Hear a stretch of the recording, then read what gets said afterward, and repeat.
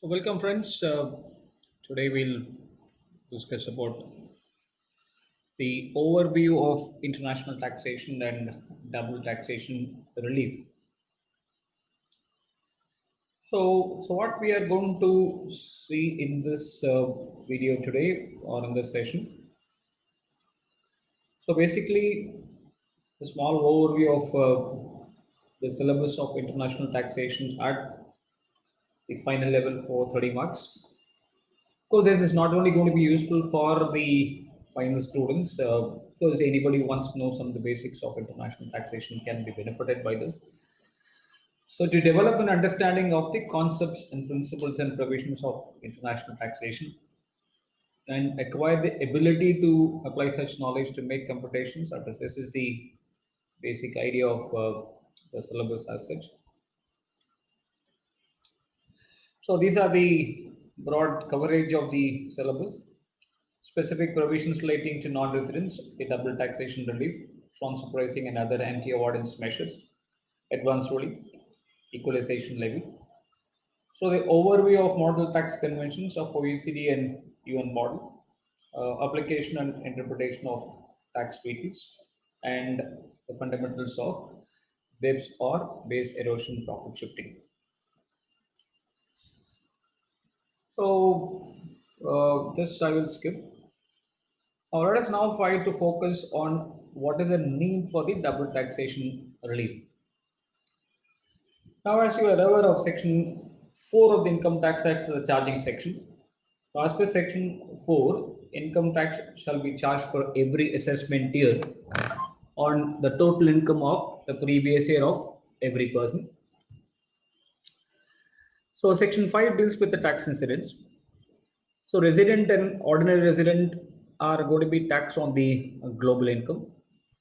Are but not over are going to be taxed on the basis of Indian income plus the foreign income if it is from a business control from India, and the non-resident is going to be taxed only on the Indian income. So effectively, what therefore we can do is the concept of taxation. Therefore, or so what we follow is the two broad-based taxation. One is the resident-based tax and the source-based tax. So if your source of income is India, either the place of accrual or the place of receipt is in India, then you have to pay tax irrespective of whether you are a resident or a non-resident. So in case if you are a resident and also a non-resident, you have to pay tax on the global income. So that means essentially the income earned and received outside India is also going to be taxed if you are R and OR. However, if you are R but not OR, your tax incidence is same that of a non-resident except for, so if you are going to derive income from a business controlled from India or from a profession set up in India, so we have to pay the tax. So what I broadly classified here was any person who is resident of India subject to tax and liable to pay tax on the total income earned by such resident after getting various deductions therefrom as admissible under the different provisions of the Act. Charges section, as I already said, will stipulates that you have to pay tax for every assessment year on the total income of the previous year. Now, section 5, as already mentioned, contains the scope of total income. So all incomes from wherever source derived is going to be taxed for a resident. So whereas in case of a non-resident, so you have to pay tax only on Indian income, whereas for not ordinary resident, you have to pay tax on income which accrues outside India from a business controlled from India or from a profession set up in India. So let's take a very simple example of two cricketers, one from India and one from New Zealand. Let's assume the Indian captain plays cricket in New Zealand. Is his income earned by New Zealand taxable in India? So if yes, on what basis? Is the income earned by him in New Zealand, is it going to be taxable in New Zealand? If yes, on what basis? So we will assume that the Indian cricket captain is a resident within the meaning of Section 6 of the Income Tax Act. So as he plays cricket and earns income there, so he's going to be taxed in India on the basis of residence. Being a resident of India, he has to pay tax on income wherever he has earned. So, is this income taxable in New Zealand? The answer is yes, but in New Zealand, he's going to pay tax on the basis of source. So, what is the problem here? So, in New Zealand, he pays tax on source basis.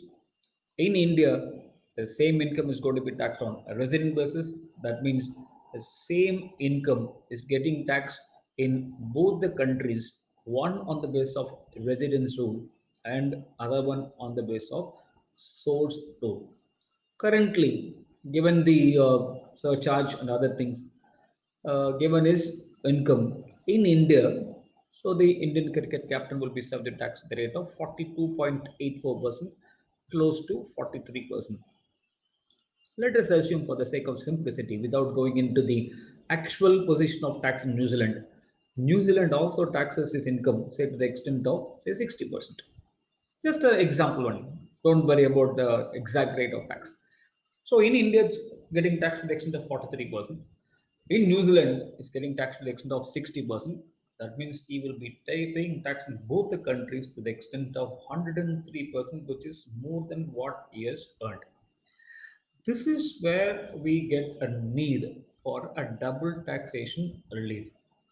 So, therefore, if you're going to tax, just look at a businessman who's got presence all over the world. Now, if you're going to tax on this basis, and there won't be any motivation for him to expand his business, and therefore the flow of technology, flow of capital, all will become a big challenge. That is one reason why I just gave a very simple example with correct example. Now, let's take the New Zealand captain now.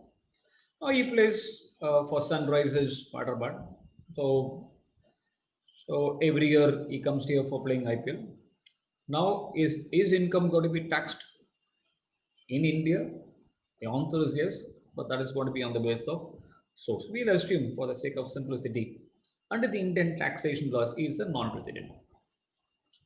So, but still, even though he is a non-resident, so the income is going to be taxed on the basis of source. Now, the same income is going to be taxed in New Zealand on the basis of residence. So again, the New Zealand captain is going to be taxed both in India and in New Zealand. The only difference is in India is getting taxed on the basis of source, whereas in New Zealand is getting taxed on the basis of resident. So therefore, whereas if you take the case of the Indian captain is concerned, he is getting taxed in New Zealand on the basis of source and in India on the basis of resident. So as a result of it, same income is taxed by two countries, whereas a jurisdictional double taxation is involved here. So in order to prevent the double taxation here, so we have to consider the relief provided between the two countries. What are the reliefs which are normally possible? So one is the exemption method. So under the exemption method, a particular income is taxed only in one of the two countries. For example, India may enter into an agreement with New Zealand. These are only examples only, whereby the two countries can come back and say that if the Indian captain plays cricket only for say 60 days there, then such income will be taxed only in India. Similarly, India may also reciprocate and come back and say, if the New Zealand captain plays cricket in India, and if you stay in India does not exist as 6 days, then this income is going to be taxed only in New Zealand. So this method of relief or double taxation, where the taxation happens only in one of the countries, is also called as the exemption method. So only one country goes and taxes the same. Alternate to the exemption method, you can also have a credit method whereby both the countries tax the income. However, in the resident country, for the tax paid in both the countries, the relief is provided by the resident country. For example, for the Indian cricket captain, the income is getting taxed in India. The income is also getting taxed in New Zealand. So the two countries can enter into agreement whereby the Indian captain will get the relief for the double taxation in India, and similarly the New Zealand captain is going to get the relief in New Zealand, in his resident country. So when two countries enter into agreement or provide for relief against double taxation by mutually working out the basis on which relief is to be granted, then such relief is also called as bilateral relief. So in the case of bilateral relief, two countries come together, enter into an agreement, so to provide for the relief. So we will more than 100 countries. India has got a double taxation avoidance agreement. So we'll see some of them can be comprehensive and some of them are limited. In the subsequent slide, we will talk about the difference between comprehensive and limited. So apart from this, when India does not have a double taxation avoidance agreement, then in those circumstances, relief is also provided unilaterally. So, if you take for example, in India, Section 91 of the Income Tax Act provides for a unilateral relief. Assume for a moment, India does not have a double taxation avoidance agreement with New Zealand. Still, the income is getting taxed in both the countries.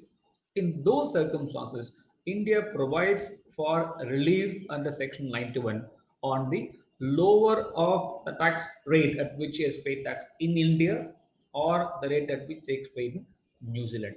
So, Section 91 is a classic example of a unilateral relief, whereas Section 90 is basically where India has entered agreement for a bilateral relief with a lot of countries. So this relief is given under Section 90 is through a treaty or through a double taxation avoidance agreement where two countries sign an agreement to provide for relief. Such agreements, if addresses all sources of income, then we call it as a comprehensive double taxation avoidance agreement.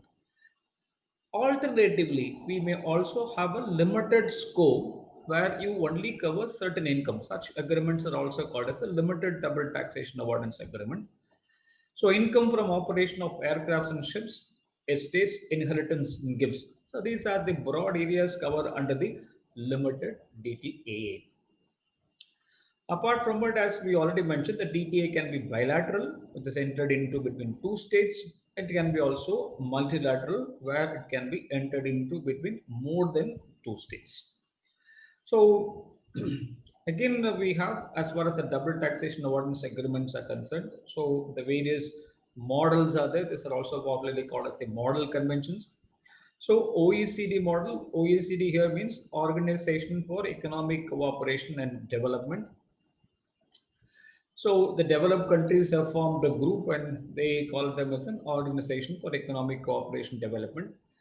Basically, OECD model gives the thrust on the residence principle. On the contrary, the UN model goes, which is basically the United Nations model, which are generally entered into between two developing countries, whereas OECD model is entered between developed versus another developed or developed versus developing. So where the principle is primarily on the basis of residence, whereas the UN model provides for a combination of residence and source with more emphasis on the later, on the basis of source. So obviously the UN model is trying to favor more or the taxation side, the source country. So obviously a developed country generally invests more in the developing country. So the developing country is the place where the income is earned, whereas the resident country could be elsewhere. So the developed country is going to be the resident country. They're going to invest in the developing country, which is going to earn the source of income. Obviously, the OECD model, which are developed by the developed countries, favor the tax incidence on the basis of residence, so that the country of residence, or we popularly call as COR, taxes the income earned in the other country. Whereas the UN substantially focuses on the tax incidence in the hands of the developing country. So the developing country is the source of income for that country. So it emphasizes the principle of taxing rights in the hands of the country of source. So obviously, UN is more favoring the developing nations, whereas OECD obviously is slightly trying to favor the developed countries. The US model, obviously, you know that US is always emerging, tani vary, so therefore, in the case of an US model convention is followed with for entering into double taxation avoidance agreement with United States of America. A very, very limited model convention is the Andean model, so where it's adopted by Bolivia, Chile, Ecuador, Colombia, Peru, and Venezuela. In fact, interestingly, the Bolivia was a very least incidence of COVID, primarily because of the weather conditions, is what some of the analysts of COVID are saying. Is that not able to claim or thing is there? Peru, of course, suddenly it's a late entrant to the top 10 the COVID. I think these countries possibly came to limelight, or at least most of us are able to know. So only because of the fact, um, because of the COVID only. So maybe Chile, if you're a football fan, Ecuador, possibly those countries. If you're a football fan, you may be knowing those countries. Venezuela, of course, if you're watching some Miss World or other things, possibly a lot of times they compete and they come in the top. A very limited application for some selected countries. So now, as far as the provisions of Income Tax Act is concerned, so Section 90 of the Income Tax Act deals with the double taxation avoidance relief. So you have 91A, which provides that for India may enter into double taxation avoidance agreement for granting relief in respect of one income on tax has been paid both under the Income Tax Act and income tax in that country. So you can enter into agreement for granting of relief in respect of income on tax has been paid both under the Income Tax Act and income tax in the country. So we'll go back to our example which we had taken relating to the Indian cricket captain. So it gets taxed under the India under the Income Tax Act. It is also getting taxed in New Zealand by applying the tax laws of New Zealand. So therefore, India can enter into agreement for granting relief in respect of this income by virtue of Section 19. So income tax chargeable under the Act and under the domestic law in force in the other country in double taxation avoidance agreement to promote mutual economic relations, trade and investment. So we can also enter into agreement for promotion of mutual economic relations, trade and investment. This is a very important clause because of one very important aspect. So India, for example, there is a country called Mauritius is there. So though this treaty has now been amended, so if you have entered into agreement till 31st March 2017, so any investment in shares in India by a resident of Mauritius, the capital gains arising on such shares. So the two agreement between the two countries specify this income will be taxable only in the country of residence. Whereas if you are a resident of Mauritius and if you're getting capital gains on sale of shares in India, this income will be taxable only in Mauritius, not in India. That means India has considered its right to tax the income on the basis of source to the resident country. Obviously, on the basis of source, India could have taxed this income, but it is considered its right to tax this income to the resident country, which is also called as COR, country of residence. But in Mauritius, you don't have a tax on capital gains. What is the impact of this? So, by entering into a double taxation avoidance agreement, the tax has not been paid either in India or in Mauritius. So, this mechanism is also popularly called as a treaty shopping. That means without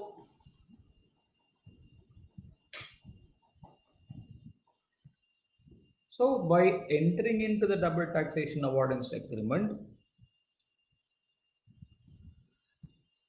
instead of paying tax in one of the countries or instead of providing relief for tax paid in both the countries, you end up in not paying tax anywhere in the world.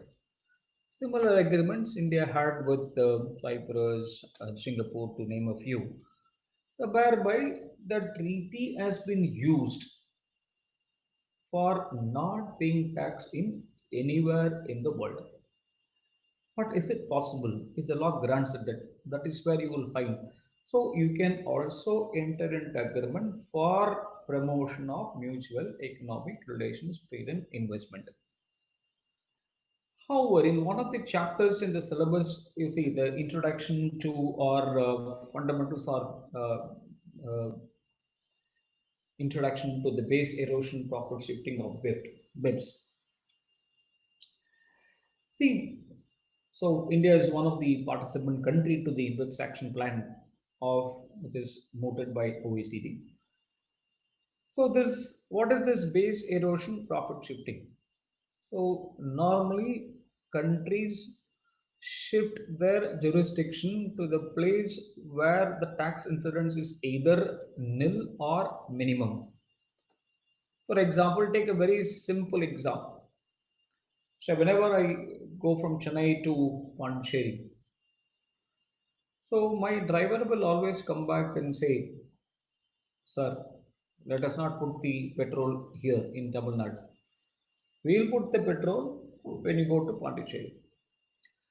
So petrol has not come in GST even as of now. So normally there will be a 4 to 5 rupees difference between putting a petrol in Tamil Nadu and putting petrol in Pondicherry on account of VAT difference. So if I'm going to put 50 liters of petrol, 15 to 4, I will go to save 200 rupees. This is a very, very simple thing. But where is the petrol used? Where is my car used? The car is substantially used in Tamil Nadu. But where I'm putting the petrol, I'm putting the petrol in Pondicherry. So ideally, the tax has to come to Tamil Nadu because that is where my usage of the vehicle. But whereas the tax is actually there, it is in Pondicherry. Why? I get some tax benefit. If at a very small level, if my driver with his limited education knowledge can think like this brilliantly, just look at the multinational enterprises present globally. So they would always like to put the base in a place where the tax incidence is either minimum or the tax incidence is quite low, or they will shift to the low tax jurisdiction. This is what many multinational enterprises were doing. To avoid this, OECD has come out with 15 action plans for base erosion profit shifting. The base erosion profit shifting, where the income is on that base is eroded by way of a shifting of profits to a low tax or no tax jurisdiction. So therefore, why in this context we are discussing about this particular point? So what OECD has now come out with is called as the Action Plan 15 relating to multilateral instruments. So now today any treaty of two countries have to be amended only by two countries. So now using this MLI, you can amend multiple double taxation avoidance agreements.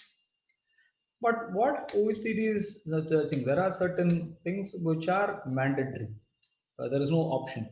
So one of the clauses is that your preamble to your double taxation avoidance agreement should be amended to specifically provide that there must be a double non-taxation is not possible to prevent double non-taxation. So right now, if you see, there can be a double non-taxation. But the classic example is India's agreement with Mauritius, though that India-Mauritius agreement has since been amended with a grandfathering. So that even up to 31st March 2017, no tax. 1/4/17 to 31st March 2019, 50% tax. From 1/4/19, taxable. India gets back the right to tax the income on source basis. Now, what is the important development here, which the amendment has also been done in Section 90 also? We cannot enter into agreement with any country in the world, thereby it results in double non-taxation.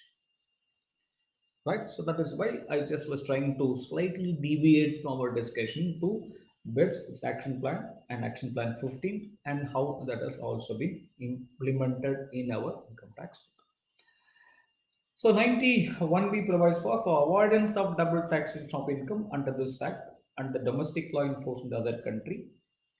So 91C is for exchange of information for prevention of evasion or avoidance of income tax chargeable in either country or investigation case of such evasion or avoidance.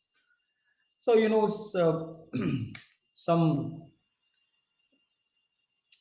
some of the Indian businessmen so have shifted their base to some other country outside India. So, but if they've shifted the base outside India, and if you want to really get information, you need. So now 91C provides that we can enter agreement for exchange of information for the prevention of evasion or avoidance of income tax chargeable in either country or investigation in case of such evasion or avoidance. So if he has avoided or evaded tax in India and is settled in a foreign jurisdiction, if India has got a treaty with that country, so we can use the treaty to get exchange of information and also cooperation of investigation. Now, similarly, they kept some tax here. They left India. They fled India. So without paying tax in India.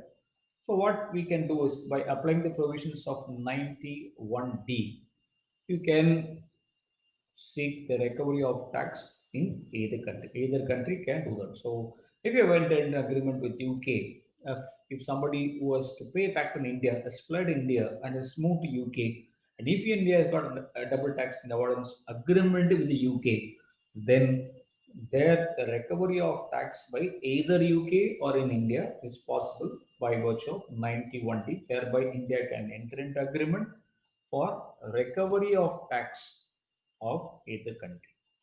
So these are the various purposes for which you can enter into double taxation avoidance agreement. 90 subsection 2 specifically provides in relation to assessee to whom double taxation avoidance agreement applies.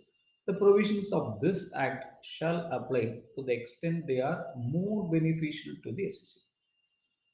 So 90 subsection 2 can be called maybe as a treaty override. So normally you must understand that treaty will override the Income Tax Act. Treaty is supreme. With the one exception, 92 we can call it as a treaty override. So that means the 92 can override treaty when the provisions of Income Tax Act, if it is more beneficial, then you can go for act instead of treaty. Otherwise, treaty is supreme and you have to go with the treaty. Now, so let us take a very simple example. Under the Income Tax Act, royalty or FTS is going to be taxed at the rate of 10% under Section 115A of the Income Tax Act. So let's assume India has got a double taxation avoidance agreement with a country, and in that country, so royalty is getting taxed, say, at the rate of 15%. Now, as per the treaty, the tax rate is 15%. As per Income Tax Act, the tax is 10%. Can I pay tax at the rate of 10%? The answer is yes, and that is provided by Section 90, subsection 2 of the Income Tax Act. So, by virtue of Section 90, subsection 2, you can use the 115A and pay tax at the rate of 10%. So, that is why we can call 90, subsection 2 as a treaty override. So 92A is a very important and a very interesting section. Notwithstanding anything contained in 90 subsection 2, the provisions of chapter 10A, so which is also called as the GAR or General Anti-Avoidance Rules, shall apply to an assessee even if such provisions are not beneficial to him. So what does it say? So chapter 10A of the Income Tax Act provides for a general anti-avoidance relief. So suppose if you enter into an agreement for which resulting in avoidance of tax. So using chapter 6A, that agreement can be revoked. That agreement can be called as null and void. So normally these agreements are entered and obviously what they are trying to use, they use the treaty protection because the treaty is always going to be supreme. Now you shelter yourself on the treaty and come back and say treaty will override, therefore the GAR provisions will not apply. So if I don't have 92A, despite having certain anti-avoidance rules under chapter 10 of the Income Tax Act, the people might still shelter under treaty and seek protection. So, in order to ensure that the people don't put themselves under the shield of the treaty, 92A provides, notwithstanding anything contained in 92, Chapter 10A shall apply to the SST even if the provisions are not mentioned. That means GAR will override the treaty. That's what they are trying to specify here. So what is 90 subsection 3 says? So any terms used but not defined in the Act or in the double taxation avoidance agreement shall have the meaning as assigned to it in the notification and will be applicable from the date on which agreement comes into force. Just for the sake of simplicity, but just will take for the sake of simplicity. Now, this is not the actuals, just I'm giving you a simple example. Let's assume royalty is not defined. It's actually defined. I'm just only taking for an example. Let's assume royalty is not defined in the Act. Royalty is also not defined in the double taxation avoidance agreement. See, again, I'm just clarifying. This is all defined. I'm only taking for the sake of easy understanding. Royalty is not defined in the Act. Royalty is not defined in the double tax and avoidance agreement. How do you take the meaning? So you have to take the meaning assigned to it in the notification issued by the Central Board of Direct Taxes. Let's assume India has entered into agreement on 1st April 2000. The notification is issued on 1/4/2019. From which date this notification shall take effect? Will it take effect in 1/4/2019 or 1/4/2000? Because the term is neither used in the Act nor in DTA. But in that circumstances, 93 says you go by the notification issued here, but the notification issued only on 1/4/2019. So will it apply only from 1/4/2019 or shall it take effect from earlier date? 90 subsection 3 read with explanation which specifies this notification shall apply from the date on which the agreement is entered by India with that country. So 90 subsection 4 specifically provides a non-resident shall not be entitled to any relief under the double taxation avoidance agreement unless the tax residency certificate, which is also popularly called as TRC, is obtained by him from the government of that country. So the basic idea of providing or specifying that you need to get a TRC is that the benefit of this double taxation avoidance agreement should be availed only by some genuine people. So genuineness is very important. So therefore, what they are trying to come back and say, if you want to take the treaty protection, you have to show that you are a resident of that country, and to prove that, take the tax residency certificate from your country. Let's assume so India enters into agreement with UK, and somebody from UK want to take advantage of the double taxation what relief. So, in order to take the relief, they have to take a TRC certificate, that is tax resident certificate in UK, and submit to the Indian counterpart. So, say for example, if I'm making a payment to my UK resident, and if he wants to avoid the treaty protection, say either for reduced rate of tax or no tax, what he has to do is he has to give a TRC to me. Then only the provisions of double taxation avoidance agreement can be applied. So the non-resident 90 subsection 5 says non-resident to furnish certain prescribed documents and information. So these documents and information are to be produced in Form 10F. So we will see a little bit later as to what is Form 10F. Now explanation 1, charge to tax in respect of a foreign company at a higher rate than the rate at which the domestic company is chargeable tax shall not be regarded as less favorable charge or levy of tax. Charge to tax in respect of foreign company added. Say take for example, the foreign company is taxed in India at the rate of 40%. The domestic companies are going to be taxed at 30, 25, 22, or 15 as the case may be. Will this be considered as a less favorable charge? The explanation 1 says if you charge off tax in respect of foreign company at a rate higher than the rate at which domestic companies chargeable tax, shall not be regarded as less favorable charge or levy of tax. So basically, this explanation one is inserted primarily because under Article 24 of most of the double taxation avoidance agreement deals with the non-discrimination.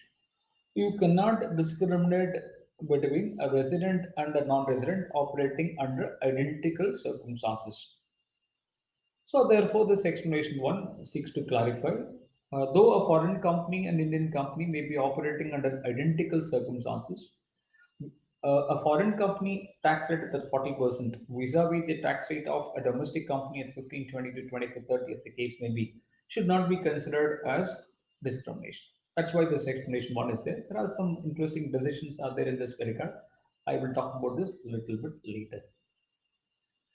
Explanation 2 tries to define a specified territory, which is area outside India, which may be notified by the central government. So we'll talk about this again a little bit later. Explanation 3, which we already discussed at the time of discussing section 90, subsection 3. Explanation 4, the terms which are defined in the double taxation avoidance agreement should be given the meaning assigned in the DTA. The term defined in the Act should be given the meaning assigned to the Act and the explanation, if any, given to it by the central government. So, if DTA defines, go by the DTA meaning.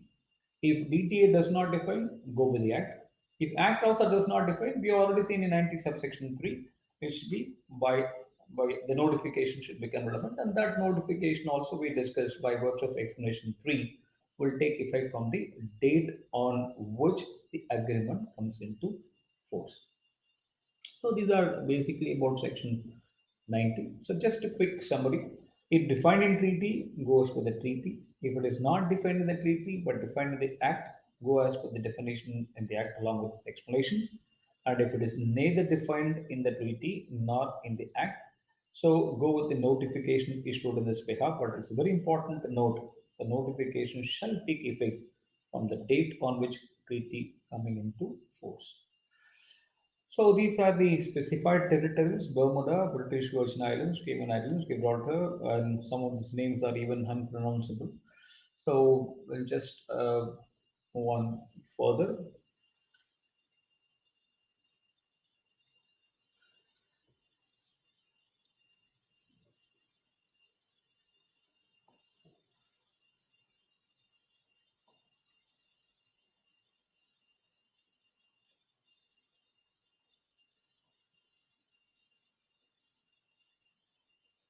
So I'll just keep those slides. So section 91, as I already mentioned, so section 91 provides for a unilateral relief. The unilateral relief provided by section 91 will be applied only when India does not have a double taxation avoidance agreement with a foreign country. Relief is available on the basis of Indian rate of tax or foreign rate of tax, whichever is less. Suppose if you are earning income outside India and that income is getting taxed outside India on the basis of source, and that income is also taxed in India on the basis of residence, then you will be provided relief unilaterally under section 91, provided India does not have a double taxation avoidance agreement with the country. So for the first prerequisite for applying section 91 is India should not have a treaty with that country. So if the assessee is a resident, he has paid he has paid income tax in a country outside India in respect of income which accrued or arose outside India, not deemed to accrue under section 9, and India does not have a double taxation avoidance agreement with that country under section 90 for the relief or avoidance of double taxation. So these are the three conditions which are required to be satisfied to get unilateral relief under section 91.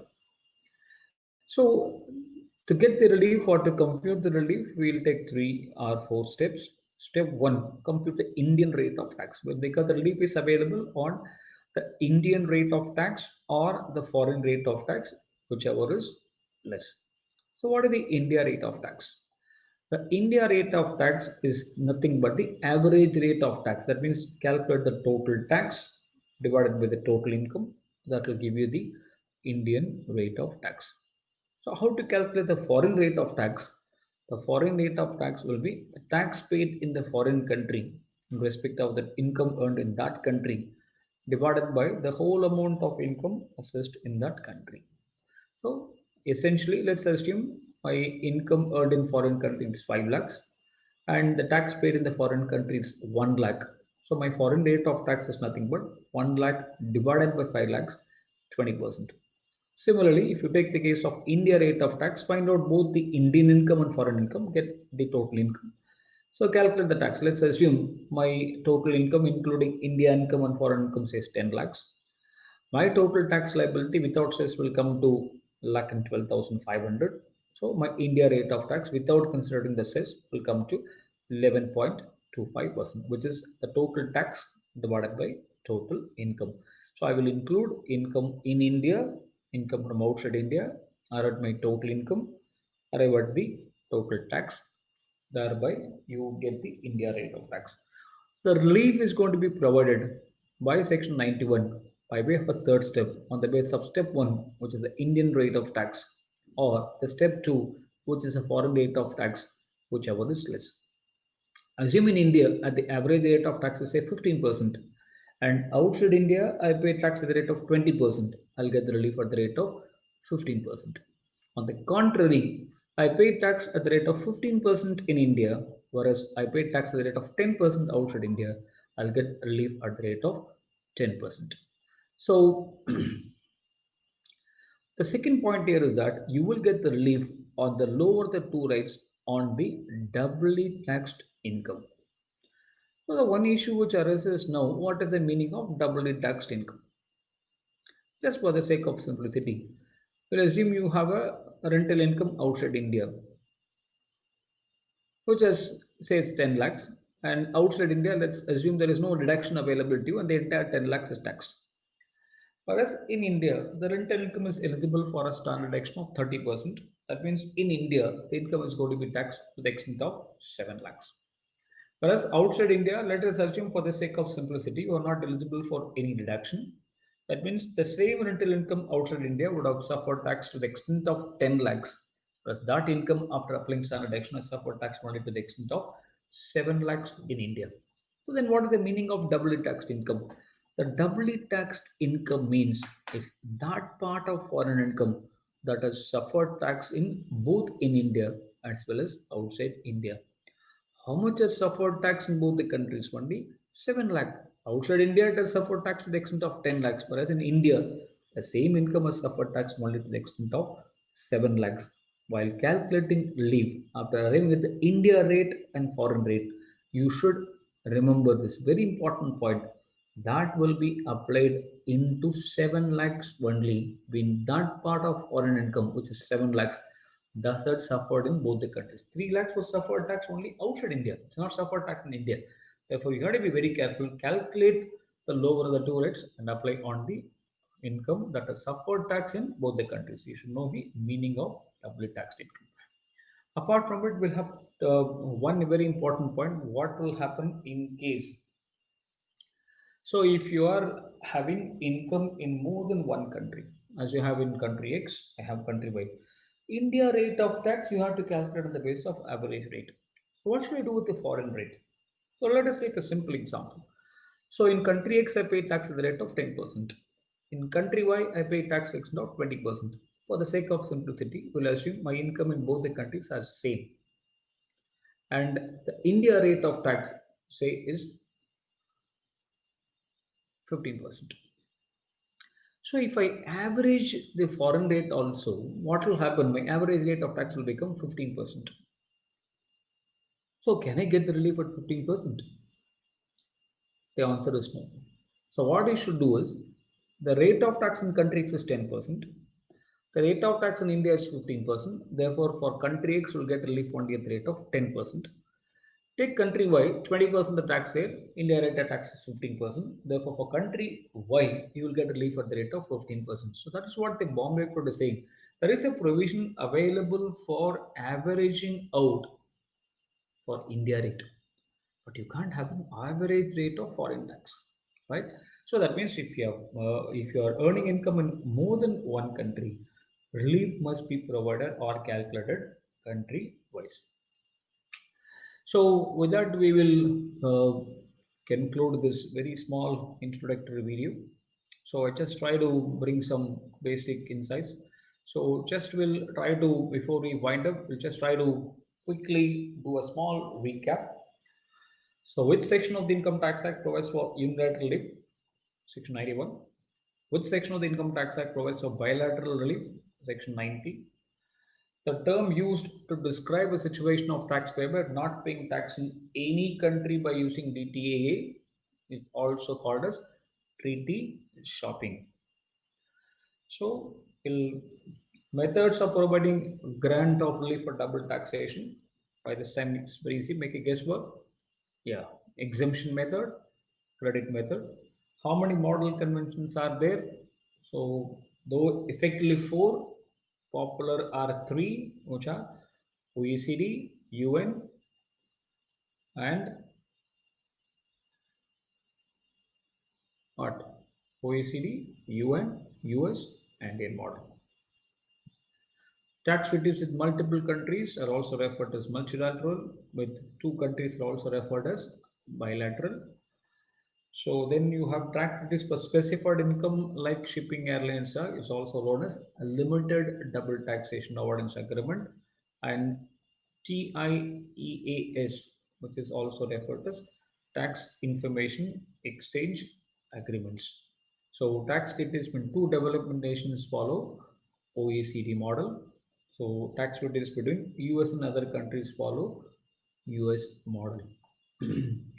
So, and the least popular model convention, as we already discussed, Andean model. The term royalty is defined both in treaty and the act. Which term will be used for interpretation of law? Since it is defined in both in treaty and the act, you will go with the treaty. So the term is neither defined in the treaty nor in the act. The term was defined by notification issued on 13th February 2020.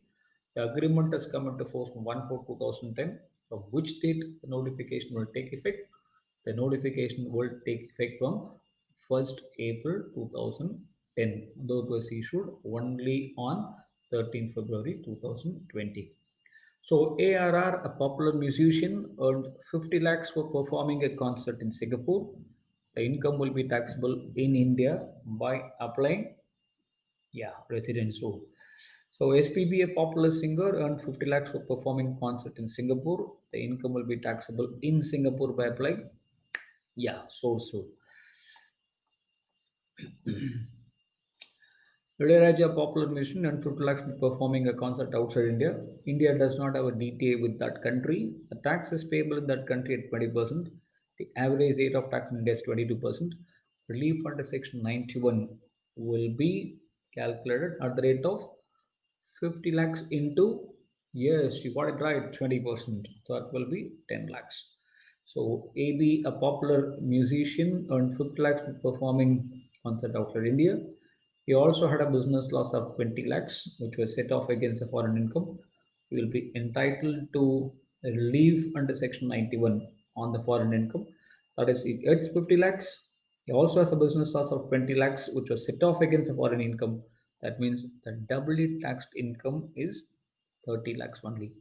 Outside India, you would have paid tax on 50 lakhs, but in India, it's paid tax only to the extent of 30 lakhs. So, therefore, you will get relief under Section 91 only on the doubly taxed income. So, with this, we will just conclude the first of our series on international taxation. Hope you have enjoyed this lecture and spread this to many of your friends who will be benefited by this small introduction. Thank you, friends. See you soon. Bye bye.